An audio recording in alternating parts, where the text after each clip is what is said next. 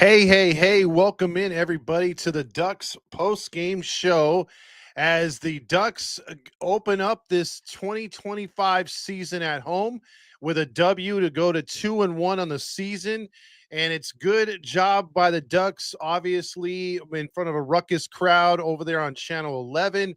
We welcome you into the post-game show wherever you may be. If you're leaving the stadium, check us out here. Give us a like and subscribe, or just come on down and give your thoughts in the in the comments. But the Ducks fly together and get the quack quack win tonight behind the young franchise of Ducks that are getting it together out there. Fun game as well, as some of you guys are saying in the comments. Ducks win the other night in San Jose 7-6 in a crazy kind of like weird 2-game series on the road to start the season. They come home, and really the goaltending was where it was, what it was about tonight, because the way it started, it looked like Pittsburgh was just going to kill them tonight. They scored 2 goals rather quickly, and you were thinking, crap, the Ducks are in a bad spot here, getting off to a slow start and playing very mediocre defense against a veteran lace team like the Pittsburgh Penguins. But the Ducks, credit to them, after 2 goals early, scored again just a minute into the game. You see a lot of pageantry with the orange carpet here tonight, and you thought, man, the Ducks got to protect home. They got to play good. You don't want them to start off lazy and whatnot, but they did. And Justin Brazeau scored a goal just a minute into the game.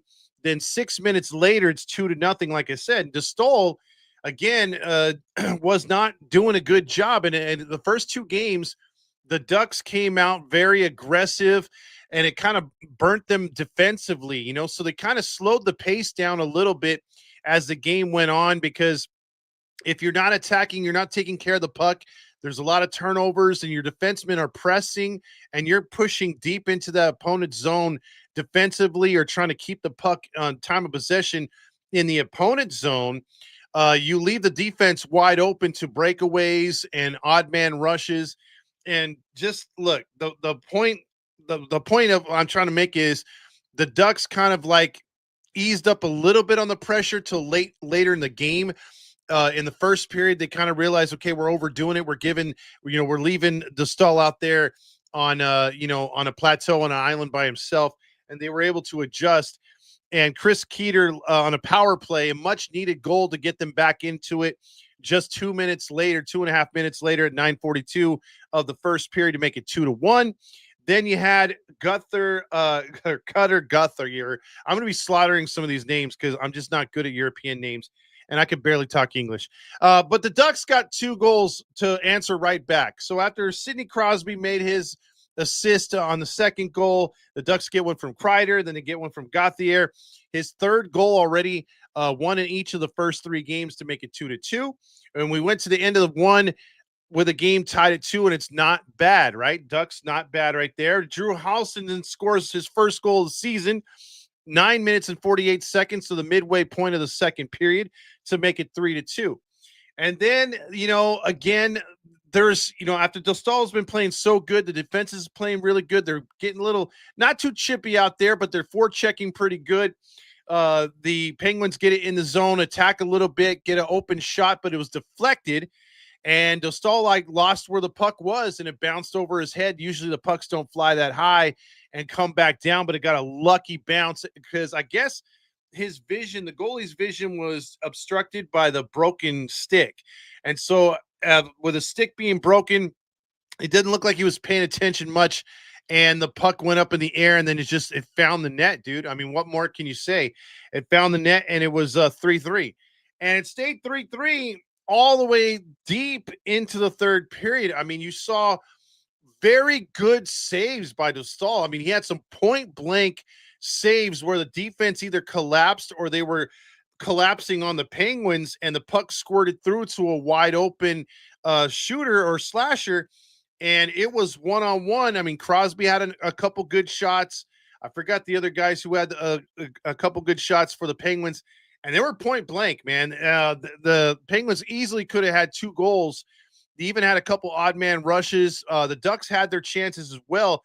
A couple power plays. They went 1 for 4 into the last power play. They went 2 for 5 total. but there was a couple shots where they were right there in front of the netminder, and it just squirted through. There was one that hit the post. So both teams really had excellent chances in that third period to get the go-ahead goal. And it just so happened that the Ducks were gifted a great power play opportunity at the end of the game. The the I keep wanting to call them Detroit for whatever reason, but the Pittsburgh Penguins defenseman shot the puck over the fence, over the plexiglass, and that's a 2-minute minor. I think for I forget what they called it. I have to look that up because I forget what they call that penalty right there. But the penalty netted them 2 minutes, obviously with a minute 43, and the Ducks wasted no time. They scored in 20 seconds. Chris Kreider from assists from Troy Terry, who I think is going to have a great season. Troy Terry's on the ascension. Leo Carlson got his fourth assist as well. And it was a power play goal. Again, the Ducks going 2 for 5. Again, delay of game. Thank you, Grill Master. It was delay of game by shooting the puck into the crowd. And, the two things that killed the Ducks last year, I mean, amongst other things, but the two things that primarily killed the Ducks last year was power play defense, one of the worst in the league, and power play scoring, one of the worst in the league. Again, Rome wasn't built in a day.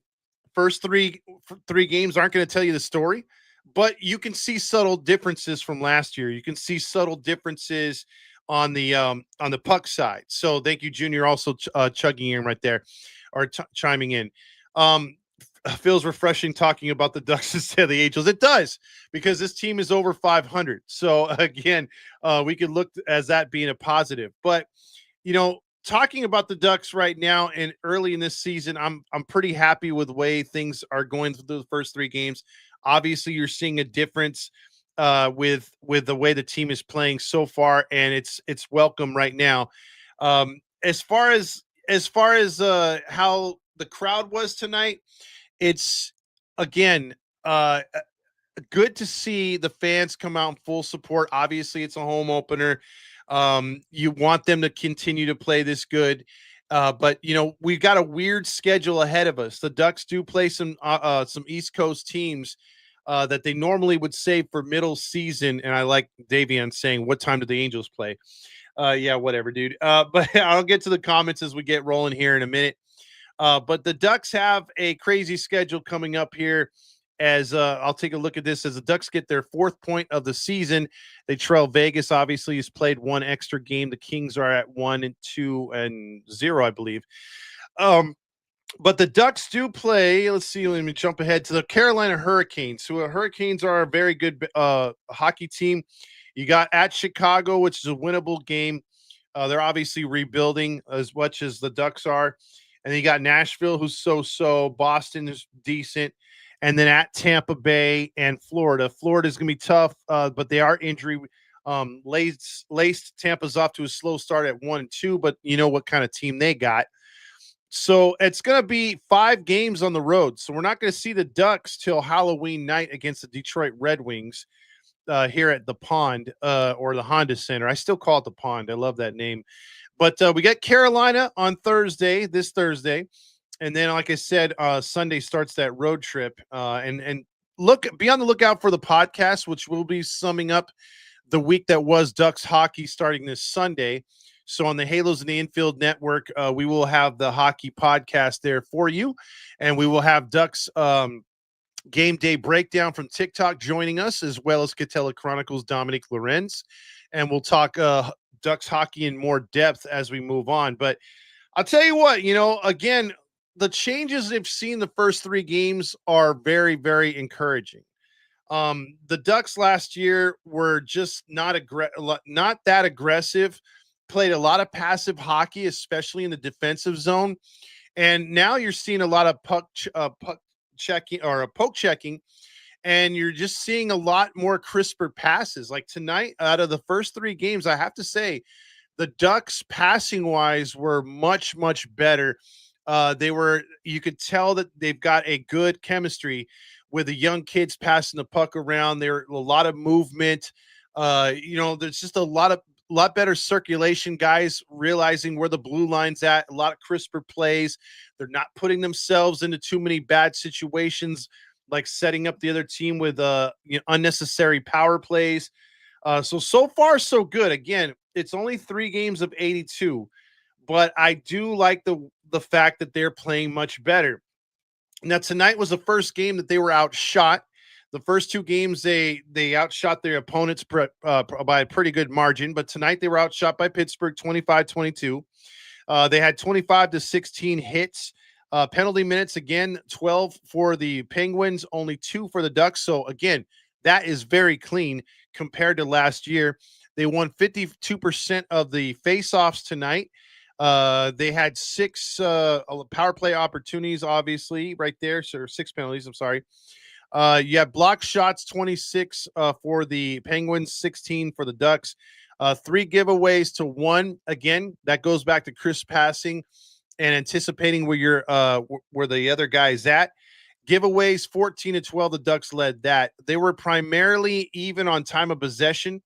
So again, I really like the fact that the Ducks did a good job here tonight getting that W, and against a team that again is veteran lace. A lot of guys like Ricard Raquel, former Duck, Sidney Crosby's 38 years old, which dates me because I'm like, dude, I remember that guy was one of the rookies of the year, if not the rookie of the year, I believe. I think it was him or Ovechkin. I don't know if they came in at the same year. It was around the same time, but it's hard to believe those guys are where they are in their career. We're seeing the tail end of these guys.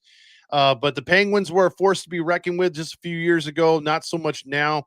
But it was nice to see once again the Ducks getting a W against the Penguins. And again, crisp passing, taking advantages of chances, making chances by, getting Betsednik, defensively out there, poking the puck away, creating opportunities. And that's what you got to do. And I think the Ducks, if they can keep this gameplay going, for the next few games, continue to get that momentum.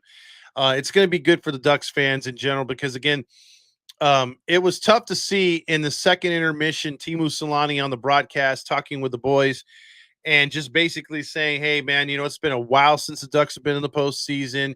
They had that good stretch there for a while. They haven't been back, and, it's time for this team to take that next step. So I think if you would have talked to me last year, the year before, and said, hey, man, what do you think about the Ducks possibly making the postseason? I would have said, they're just not ready. But I think we don't have the perfect mix of veterans and maybe guys with a 10-year for me to feel good about a full-on good playoff run, like a deep playoff run, or even a playoff run where you knock off a team or two and make it interesting, at least one team, or maybe you can get like to a 5th seed. For me, I think it's very apparent that this team is shooting for the back end of the postseason. One of those spots, the final spot in the postseason. And you know what? I'd be fine with that. If the Ducks can get to that and just get their feet wet and get in the postseason, that is a big building block towards next year to get a couple more free agents. You'll have the OC vibe done, so it's more of an attraction. You've got the renovation going. The Samueli's behind you. They're going to put more money into it. They've already recruited good. Pat Verbeek's got a good young core here. This team is getting better. So I think that there's a good opportunity that this team could flirt with a postseason. They should, in my opinion, flirt with a postseason, and they should get in to the postseason this year. And I'm hoping we are back, Kevin, as he's like, are we back? We're so back. I think this team can be right there because, again, the Kings are sort of a veteran team now. There's a lot of teams kind of aging themselves out, or kind of like they've got some retooling to do, readjusting. The Ducks got nowhere to go but up. And they're not going to go backwards, and especially with a new coaching staff. I think that they got this team pointed in the right direction. Now, can they execute? That's what it comes down to. Can the kids stay healthy? Can they execute? And if they can, this can be a very fun season. Obviously, you're going to see the Ducks, pressure a lot. They're going to get into some times where they're going to outskate the other team, where they're just going to have enough or more energy to beat a more veteran laced team. So that's a good thing too. All that young talent means that they've got a lot of time they could put out there on the ice. So I'm feeling good so far about this Ducks team. Grillmaster chimes in with a baseball reference. It's Spritz o'clock. No Stukas, but it is a win. You had 4 goals, so let's play the 4 goals sound here. The Ducks horn, baby, as we're going to go over the goals, and I'll play the sirens right here as we'll play. Hold on a second. The box score. Let me get that back up. And we'll go with the Ducks goals here as they scored 4 tonight. The first one came from Chris Kreider at 9:42 in the first period to make it 2-1 on the power play. There's the first goal, and the second goal was Cutter Gauthier, third of the season, assist from Minty Kayafa. I gotta practice on that. And Beckett Sentiki is a second goal or second assist. He's been playing very good. So there you go, right there, 2-2.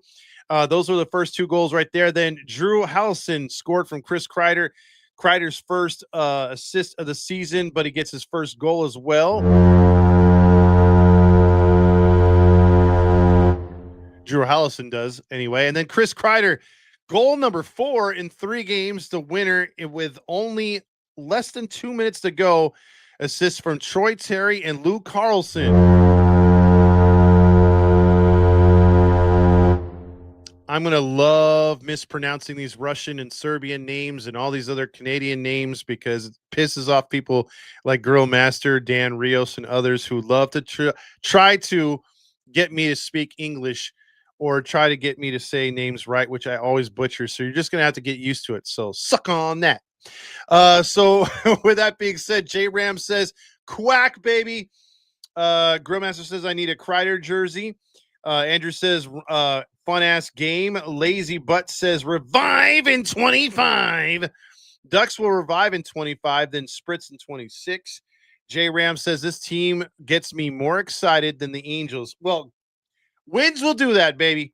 Wins will do that for any team. And again, I wish the Angels would take a few plays out of the Ducks playbook. That's for sure. Jesus was texting me and he said, let's go Ducks, quack, quack. He was hoping and had his fingers crossed that they would get the dub tonight, and they brought it home. Ducks fuck hard. Witherspoon taking the delay of penalty was the setup for the game winner. And you know what? Sometimes bad teams will do that, and they helped us out right there. Hey, Todd, I want to broadcast a game with you this year. We might be able to get to that at some point. Cutter Gote. Dan Rio says, Sam Wellies were there with the fans. We need to buy they need to buy the Angels. They care about Orange County. And boy, oh boy, speaking of which, a quick cross-branding real quick, or quick cross-branding about the Angels and Ducks. The Skaggs case is officially in deposition and stuff like that. The case is rolling. We'll see what happens with that. And obviously, you wouldn't see or hear from the great Lisp King, which is Artie Moreno. That guy would never be at a red carpet for the Angels. And Sam Wellies are well loved there in Anaheim. They got cheered a lot on the orange carpet, and kudos to them for being such great owners in a short amount of time. And you know what? They're the kind of owners that we all want to get a Stanley Cup for. They deserve a championship, and I think for all the money that they're going to give back to the community, for all the money they're going to make the city, they deserve one. And we hope that they can get this team to that next level, and we could have a second banner up there. Because look, I'm not going to look at the Kings as being jealous, but I will say, hey, they got 2 titles. We were 1 game away from having 2 ourselves.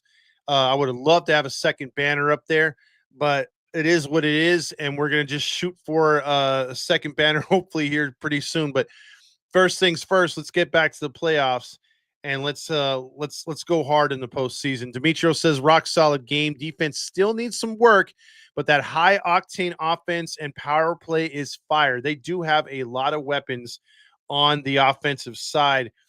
Also, you speak English. You don't talk English. Do you fail English? I did. Demetrio says, Carlson is the new Getzlaff. Seneke is the new Perry. Man, if only they could live up to that or make their own way. I miss those other dudes. Getzloff and Perry were, obviously Perry's with the Kings now, but Getzloff was a Duck forever. Yeah, we have an opportunity to really make inroads and get back into the Ducks, getting the Ducks back into the postseason. Kreider is the man. He was the man tonight, Joshua. Also, Eric says, hell of a finish. Kreider has been a huge pickup for this team. He sure has in a short amount of time. Another outstanding win for the Ducks, Jesus says. Also, Todd, are you going to any Ducks games? I plan on going November 22nd. I'm not sure which game yet. I was toying with it tonight, but I just had a rough day at work. I barely got back in time to do the football show, and then we got into this one. Canes going to be a real test. Then boys can play. Canes are very well tested as far as a team that has the perfect kind of mix: good, solid goaltending, good defense, very good, on the offensive side, and they can roughhouse with you, man. They are going to be checking hard into the boards. They're going to be a good team. And again, they're a perennial team for the Stanley Cup every year, it seems, along with Tampa Bay and Florida. But damn it, they're going to give the Ducks all they can handle. But the good thing is we start playing them here, so we'll hopefully bring the Ducks excitement from tonight's opening day or an opening night win into tomorrow or into Thursday's game. Let's see. Also, Grillmaster agrees. He says Canes have always been a good team, but we play them hard. Hawks have won 10 of their last 11 versus Chicago. Dan Rio says, pray for our Halos. These people care. We'll see what happens to the Angels, man. There is a lot to be talking about them, which is not on the field. And real quick on the Angels, Kikuchi, man. Again, I feel bad for him, but then I don't. I feel bad that he complained he didn't get the AC going all year and all this other stuff and bitching and moaning about that. And we do have a terrible, Kevin Pillar said it. A few other guys said it. That our training staff and our locker room plus workout area is crap. I believe that wholeheartedly. But then again, I don't feel bad for Kikuchi. He's a bit of a dick. I know some people on the inside that he is a dick, and he can pitch good, but he is definitely not a player's player. Like as far as you having a good relationship with a guy, he's not a player's guy, and you know, I just don't feel bad for the guy. I think if he changed his attitude, I would, but in the way that all the Angels treat those kids out there, at least the pitchers for the most part, I kind of sour from those guys. Jesus says, we have a winning streak going on, 2 games. Joshua, yes, I do go to games. Don't have the season tickets like I do for the Angels, but I do go to games. Demetrio says, Lacombe, 25, 26, and 27 minutes, first 3 games. What the fuck? He's playing a lot of minutes, man. Also, Eric says, good ownership and good, I guess, costs. I don't know what you're trying to say right there, but good ownership, definitely. Jesus says, if the Sam Willies can cross-check Artie for the ownership of our beloved Halos, hopefully they can. Dan says, don't you love how they do the player of the game? Why can't baseball do that? Well, I don't understand. They should be able to. Dan says, over 500, Todd back in a thong on the orange thong. No more thongs for me. Good ownership and an experienced championship coach. Take a hint, Artie. Yes, that I would love to get back to some of that. That's for damn sure for the Angels. But as far as the Ducks, man, they're on their way. Crosby came in at 18 years old, future Hall of Famer. Absolutely. Also, where's Drunk Artie? I don't think we're going to have him on the Duck show. Let's see. Will you still picking on Roger? I don't know. I mean, it depends on how hard Roger goes on the Ducks. You know what I mean? Like if he glosses them, maybe we have to. Grillmaster says we have to negotiate with some of our restricted free agents in the next season or two. Verbeek has made negotiations pretty hard. See McTavish. But again, if you have a team on the ascension, you're going to get some players that are accidentally going to come here. because you want to play for a team that's going to have a brand new stadium, brand new vibe. They're probably going to up the salaries a little bit. And I think the Ducks are going to be that team, and they might be that destination. You never know. So hopefully, with everything working out, it may work out in the Ducks' favor. Todd, if the Ducks get into the playoffs, we can just get on Dostal's playoff performance, ride a hot goalie. And that's what happens. That's the beauty of hockey. Obviously, you're going to need a couple playmakers to score some goals, obviously. But I've seen goalies do it in the past, from way back in the day, from the 90s onward, where a goalie just catches fire and you ride that all the way to the Stanley Cup, dude. Dominique Hasek. I'm trying to think of some other ones. Martin Brodeur, Ron Hextall. Those are some old school goalies that, again, they got on hot streaks. They took their team to the cup, and that can happen easily. I'm not saying it's going to happen for Dostal, but he has his moments, and we've seen some good Ducks goalies over the years here. Jaguar and others that have played through here. They get hot. You can go into a deep playoff run. And this team, again, has got the right coach, the right kind of playoff experience, the right kind of staff.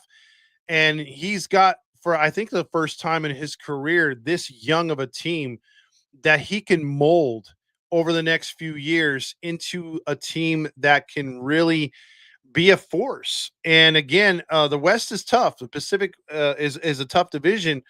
You got a lot of quality teams there, but you got some teams too that are veteran laced that aren't going to be on top for too many years to come. So if you have a team that's ascending and doing a really good job, and continuing to progress, this team could be a force. And if they get the right kind of goaltending, then who knows?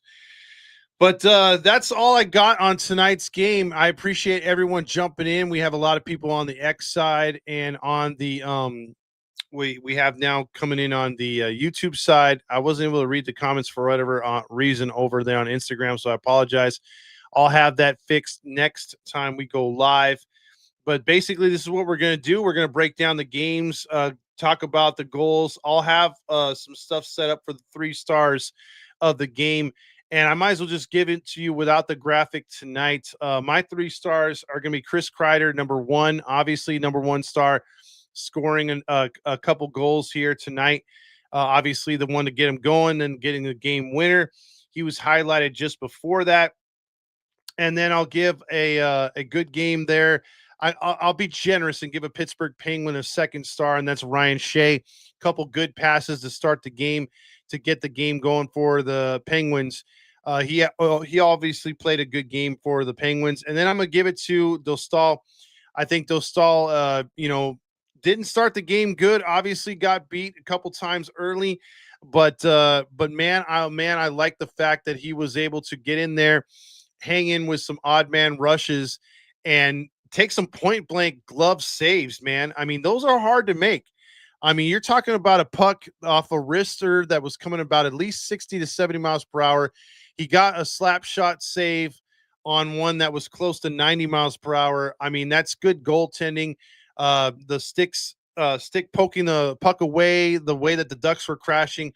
So those are your 3 stars of the game tonight for the Ducks and the Penguins, in my opinion.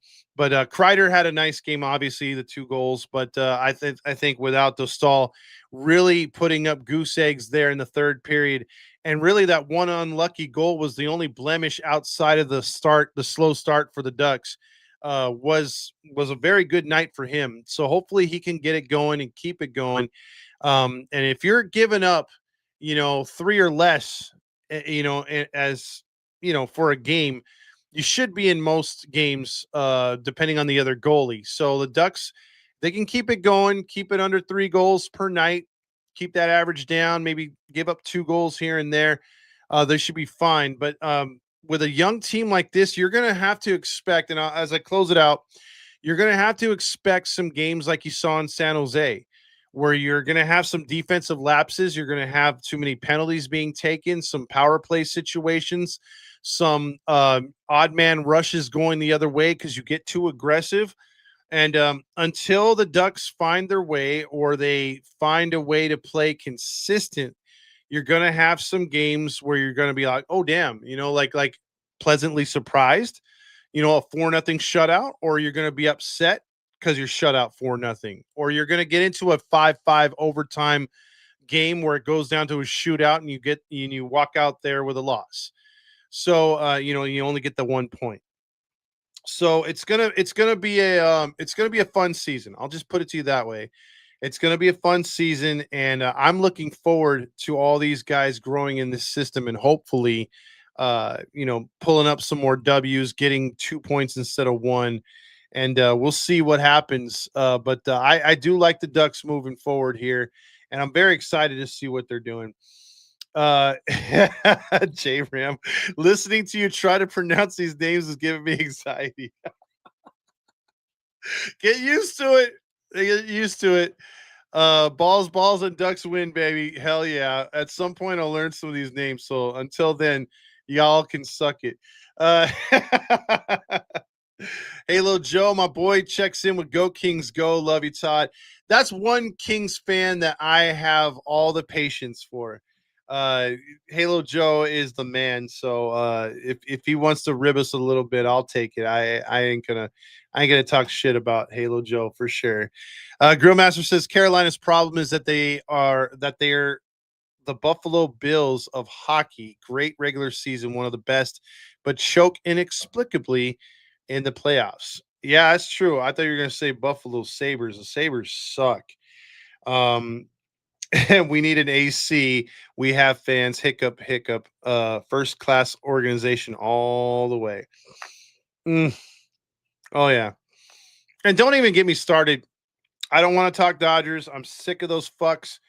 I wish we could have a strike right now and close the season off before the World Series. Fuck them. I am sick, and they make me so mad, dude. I just can't get into it anymore. I mean, they've ruined baseball. I mean, if the Angels weren't ruining it enough for me, the Dodgers are completely ruining it. I mean, I had no faith once you know realistically the Padres went out and the Dodgers bullpen was solved by using starting pitchers. I'm like, dude, I'm out. There's no way. I'm not even watching these games. So when I got the alert on my phone, they won again tonight. I'm like, figures. Like I'm not even tripping anymore. I tripped so bad, got so much anxiety last year and everything. I can't do it. That's why I'm fully fledged into hockey this year. So Eric does say Marcia would be a great enforcer. She'd be the Stu Grimson. Let's see, realistic free agent targets. We're not talking baseball tonight. I can't get into anything realistically until we figure out what's going on with the Angels court cases. Once we figure that out, then I'll have more to say about that. David says those Ducks mask giveaways were so nice. They sure were, and the blanket was too. Seneki played some really good defense tonight. He broke up quite a few plays. He sure did. So yeah, good night for the Ducks tonight. Dan, Todd, how many hours have you been talking? I took a break to watch the last half of the game. So yeah, but the Ducks win, baby.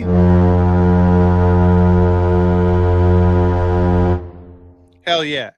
So with that being said, everybody catch us on the rebound on Thursday. We'll be here. Sometimes it'll be just me. Sometimes it will be Ducks game day, and sometimes it will be Dominic. But for sure, we're gonna have a podcast put out Monday morning to recap week one of the Ducks season, and we'll talk about all the games played up into that point.